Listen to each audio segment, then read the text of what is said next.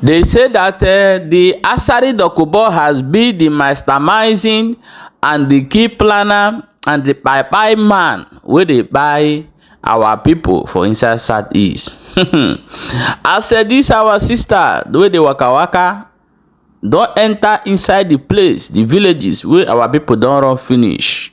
Come outside with the truth. Come tell us say na Asari Dokubo and FG, which is the federal government, na them they buy our people for inside Southeast, which is Asari Dokubo made it publicly in so many interviews or live broadcasts that he did. We go play the videos, come show una more na hear from Asari Dokubo and also hear from this our sister. Stay tuned from the beginning to the end of this video. My people, in case of things are really happening, remember many times that this Asari Dokubo don't come outside come show say im go dey buy or igbos.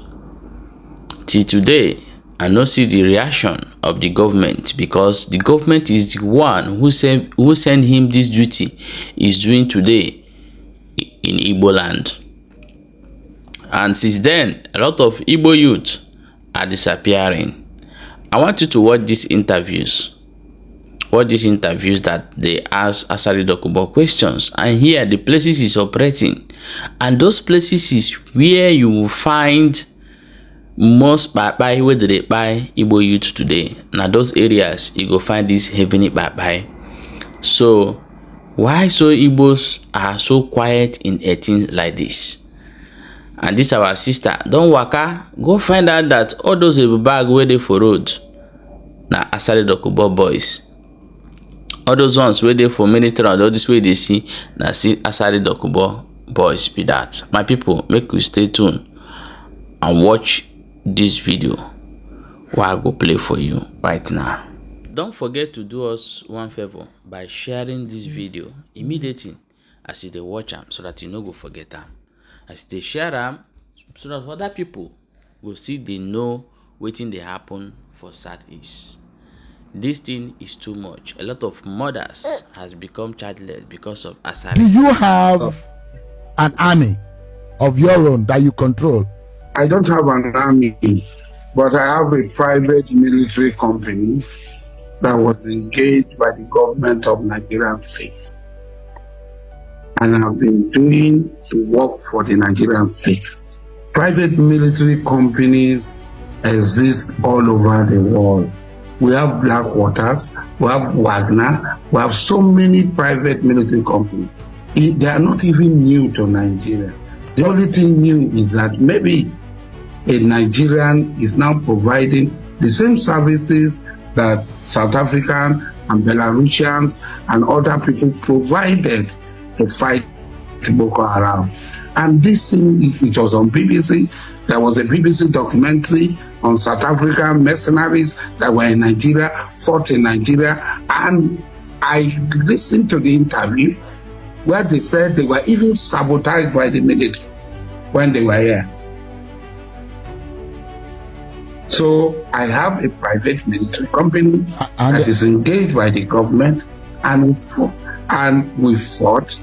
We are fighting side by side with the Nigerian military in many places. Places like Kaduna, Abuja, or where? Where are these places? In Niger, in Plateau, in Imo, in Abia, and in part of Rivers State. We were in Anambra before. They pulled us out of Anambra.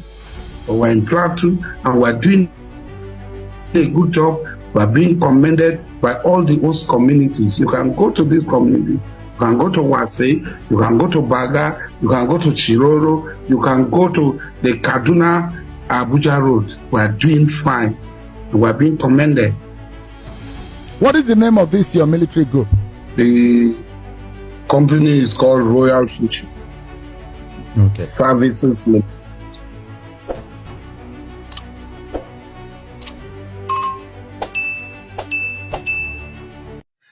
Dịka anyị ruru na nke eze ndị arọ ndị Izọg, eze nabatara ya ọfụma. Ahụkwana m na from otu o si kwuo okwu na ndị eze dị ịga ka ihe na-eme n'ụkwụsị mana ọ na-adịkwa m ka ndị eze kejitụrụ ha ekejitu enwedị eze nwere ike ịkwụ ọhịa take ya decision in his domain. Ọ na-awụ steeti gọvanọ kpọọ ha oku ihe ọbụla ọ gwa ha ka ha ga-eme so ha anaghị enweghị a kind of authority. Dịka m bịa na-agba eze ajụjụ ọnụ site na nkata anyị eze kọwatara m na kemgbe 2023 ka ha bidoro nwewe this attack. Mgbe m na ya na-ekwukwa enwe otu o si kpọgasịa otu dị iche iche na ndị na-egbu mmadụ so ma jụọ eze ndị Igbo si ya ọ dịghị ka ndị IPOB pụta na sị na ha chọrọ ichekwa ndị Igbo nweta ya ala Igbo ọ dịghị ka ndị IPOB nwere ike iburu egbe baa na ime obodo na-agbagbuchi ndị mmadụ. Ọsịsa eze Samụ dị m ka ọ na-ekwu na ọwụda IPOB mana enwere ndị otu na-aga akpa aha for his own safety. Enwere otu ọ kpọgacha aha ihe dịka otu abụọ ọ kpọrọ aha ọ dị m ka ọha na-eme ihe ahụ mana ka m na-eje na-akpa nkata ka m na-aje eze si ya anyị na ebe a one day ofu onye anyị ma ụdị mmadụ ihe ọ bụ abịa n'ala Igbo abịa na TV Channels TV biko onye ọbụla ga-achọpụtara anyị interview Asari Dokubo grant ndị Channels TV ebe o kwuru na federal gọọmenti mere ya employ ya ga-achewe South East mana ya na ndị amị na-arụ hand in hand. Okwu ahụ Asari Dokubo kwuru federal gọọmenti apụta bịa dịbọ nke ọya ha sị ha ọwa asị ha sịkwanụ ha ọwụ nne ọwụ ndị amị wụ ndị pụtara dị na-anya anya feri ha ekwuchighị okwu ike. Echere m na ndị eze ndị PG ndị Igbo ga-elite jụọ federal gọọmenti ele otu unu ga-esi kpọba ndị amị n'ala Igbo dịrị onwe ya peacefully. Mgbe agbala m aka na ntị na-ekwu ihe na we have been with IPOB kemgbe 2014 anyị enweghị nsogbu anyị nwere peace until our state governors out of their desperation ịgbajisi IPOB aka kpọrọ ndị iro ndị na-eche otu ha si abata bịa finish the Biafran war ha na-ewin ha kpọbatazie na ọ dị ka abịa nyere ha aka gbajie IPOB aka na-ama ha na ndị a bụ ihe ọzọ n'obi ha wee kpọbata ndị amị ihe a gwara ndị amị na-abịa imewu irelax sitatum mgbe ha kpụteziri onye ọbụla ma ihe ha mege ndị mmadụ na-agazi n'ụzọ achịlịsị aka elu na harassment nke wụ na m na-ekwuchi ike onye sọwashi ya bịa kọwara anyị nke wụ na ha gbara eke ụtụtụ ọsọ ọkụ chọọ ndị ọsụmohu so mana enwere ndị ọsụmohu ha na-apụta ụgbọ na-akpọ IPOB ndị ọsụ ihitọkwa sọrọ ụdị ndị ọsụmohu ihe m na-agwa ndị ọsụ onye ọbụla pụtara na bụ unu sọwụ ECN ọsọ ya wuru PG unu ọsọ ya wuru eze unu sọwụ IPOB jide na ha ihe emege na ọsụ wụ organ harvesting ndị ebube agụ ndị ụmụọma anybody pụtara sọ unu na ECN ma IPOB ndị Igbo nwanwụ na ya aka maka enwe ihe m hụrụ n'ije m gara m ji wee na-agwa unu ihe na onye ọbụla pụtara nụ si na ọwụ ndị ọsụ na ọwụ ndị ECN ma ọwụ ndị enyi ọda ihe a na IPOB na-eme ihe biko jide na ha gaji egwu atọrọ anyị aka ebe ndị IPOB na-eme ya and ndị ọhụrụ ndị IPOB na-eme ya ka anyị wee jide na ha ihe awụ okwu m na-agwa unu ọkachasị ndị ọsụ ndị lilu ndị niile ahụ achọla achọ be ha biko onye ọbụla pụtanụ were peji ya na-asụ unu ECN nke a jideni ya ọsọ ya wuru gọvanọ ọ wụrụ Imo steeti gọvanọ pụta kpọrọ gị IPOB ahụ jideni ya ọma ihe na-eme n'Imo steeti anyị ga na-aga n'ihu m ga na-akọrọ unu na-eme unu analysis ihe m hụrụ n'ebe m gara n'ije m gara iwetara unu ihe mere na arọ ndị Izọg. So, how was your face-off with the military eventually resolved? I didn't have any face-off with the military. They are the people who are looking for face-off. Didn't have any face-off with the military. I said what I said. Helicopters were flying over my house. And even today, as we are talking now, in Imo, the military people, the army, the navy, are standing side by side with my men fighting at Okigwe and Idiato. Now, in Imo. Igbo bụ Igbo, Igbo ndị ọma, njem ọnụ, ekele m unu, ọlụọlọ Nneka Chimezie na-ekwu, anyị ka na-ewetara unu ọnọdụ Igbo. Onye ọbụla bụ onye Igbo, ọtụtụ ndị bụ ndị Igbo nọ na soshal midia kwesịrị ime onye mbụ na ihe anyị na-eripọtụ. Anyị ewetala ọtụtụ ripọt maka ihe na-eme n'ala Igbo, ọkachasị insecurity dị n'ala Igbo. Ndị midia mere ka anyị mata nọ ndị IPOB bụ ndị na-eme akpamkpamkpa na-akpa n'ala Igbo. Kemgbe 2021 ka anyị bịara nweta high level of insecurity n'ala Igbo. Anyị wee sị mba, ọkwarị ala Igbo nke anyị maka anyị kpagharịa. Anyị wee kpagharịa. Enwere mkpagharị nke anyị kpagharịa n'abalị na Imo steeti. Ụmụ nwaanyị anyị hayara moto n'ụwa a na-akpọ korokpe small bus wee nwụchichie ya ụmụ nwaanyị anyị mago disguise aka ndị gara ahịa na ndị na-alọta ahịa wee kpagharịa especially n'Ọlụ wee hụgasị ọtụtụ checkpoints na ọtụtụ ihe na-eme. Anyị hụrụ checkpoint ndị a na-akpọ Ebube Agụ, nwekwa checkpoint ndị amị. Ị na-aga isi Ọlụ town na-aga ihe ala, ị ga-ahụ ọtụtụ mgbe ahụ ị ga-ahụ ọtụtụ checkpoint ndị amị na nke ndị Ebube Agụ. Amaghị m ka ọ dị mana ọya ebe ụzọ ahụ na-emechiene moto ada agbazi agba. Ị ga-eme ịgafe checkpoint ndị amị, ị nweta nke ndị Ebube Agụ, ịgafe nke ndị amị nweta. So ha nọkọtara ọnụ na-arụ. Ndị anyị na-anaghị ahụkebedị n'ụzọ ahụ ndị polisi. Mana enwere ihe anyị chọpụtara mgbe anyị na-aga. Ndị sekuriti ndị Ebube Agụ awụchaghị ndị Igbo, ha bụ mmejọ na ndị mba mmiri ka anyị si wee chọpụta ya. O wee doo anyị anya na ndị Ebube Agụ anụnwa dịsị Ebube Agụ outfit gọvanọ anyị bụ Hope Uzodimma Kidete. Ụnụ mana Asari Dokubo pụtara mgbe ndị federal gọọmenti chọrọ igbufu ya pụta na Channels TV tie ụsọkwa federal gọọmenti kọntraktị ya ga-gbuchiwe ndị mmadụ n'Imo steeti. O kwuru ya komkom ifu na ọ wepụtara egbe si ya ga-egbu ndị Igbo niile na-enwe ihe ndị Igbo ya iche nọ enwere mgbe ọ pụtara were egbe si ndị Igbo na-agbakasọ na ya ga-egbu ha niile enwere ihe ha wụrụ ya iche nọ ịtụ ọnụ. Mana mgbe ọ pụtara kwuzie na federal gọọmenti kọntraktị ya ka anyị ji mara na ihe ahụ kwuru mgbe ahụ bụ eziokwu. And the most of the killings na East wụ ya na-eme ya.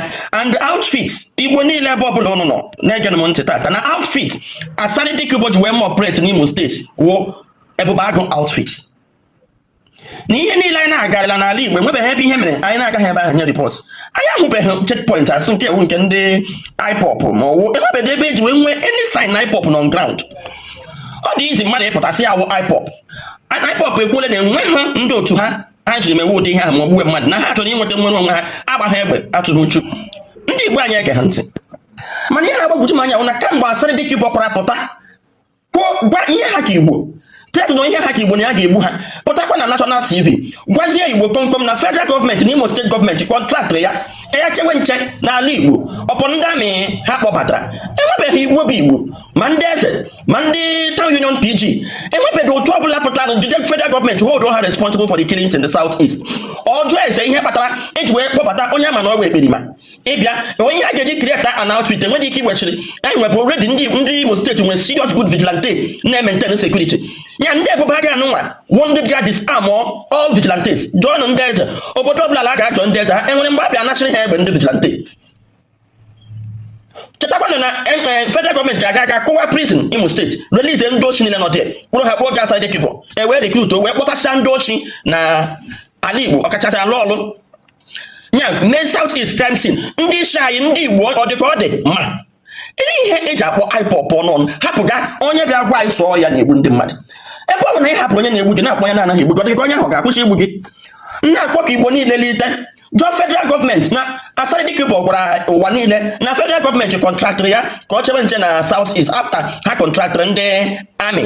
Ka anyị jụọ federal gọọmenti ele ụdịka amị federal ele ụdịka ndị nche federal gọọmenti chere Asari Dokubo nwere ike ịwụbaga na South East.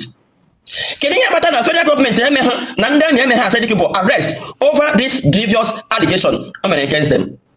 Igbo bụ Igbo, Igbo Women Assembly na-agụ Igbo so onye ọbụla pụtara ha n'ọzọ sign nọ ndị IPOB na-egbuche ndị mmadụ n'ala Igbo anyị ejide aka ya dị na ndị Ebube Agụ Asari Dokubo create two outfit. One wụ Ebube Agụ, secondly wụ ụmụọma. Mgbe ha batara n'ala Igbo hụ na IPOB adịghị dị ha na ha ịgbaka egbe, federal gọọmenti ewezi aka ha create an IPOB ha na ha ga na-agbaka egbe ndị ha na-akpọ ụmụọma. So ọ bụ ndị ahụ bụ ndị na-eme ha dị ige ndị ahụ ga-agbuo mmadụ ha chikwa n'azụ ga mewe ya ụtọ anyị arrest. Ụnụ ọhụrụ ote esi were ndị na-achị anyị achị wakpo anyị. Achọrọ m ka Igbo niile jụọ Hope Uzodimma gọvanọ of Imo steeti ihe o jiri South East were mee, ihe o ji South East were mee, ihe o ji Imo steeti were mee were na-asụ n'ụka unu lite na jụọ gwa federal gọọmenti na enwere onye pụta na Naijiria and gwakwa ndị polisi nke ọnwụ na ha anụghị ya na enwere onye pụta na Naijiria kwuo sị na onye nwa na na akpamkpamkpa na-eme n'ala Igbo na anyị chọrọ ka eme ya arrest gwakwanụ federal gọọmenti ka ha releasere anyị Nnamdi Kalụ n'aka ya dị ọcha na-agwakwa ụmụ Igbo na enwere otu a na-achọ imekwa kịta a na-akpọ ndị forest guide. Ndị federal gọọmenti amara na ya achọpụtala onye ha ji arụ ọrụ Asari Dokubo na ndị amị then ha achọzi ime forest guide ahụ gbakwana ndị National Assembly anyị na ndị gọvanọ anyị na enwekwe forest guide ọbụla nke a na-eme obodo ọbụla mee ndị be ha employ si emekwele eme post anyị ndị Hausa ma ọ bụ ndị Yoruba n'ebe a ndị Hausa mee ndị be ha employ ya chewe ha ndị Yoruba mee ndị be ha employ ya chewe ha na ndị a ga-eme employ ahụrụ sọsọ ndị Igbo mana a ga-eme employ the indigenes of village ọbụla ị na-esend ndị mmadụ ka anyị mara nke na-arịa arịa ndị ewu. My people, when I don't see them, let me tell this into my Igbo brothers and sisters. You know, the Igbos are very, very good in bringing out their own to buy. Yes.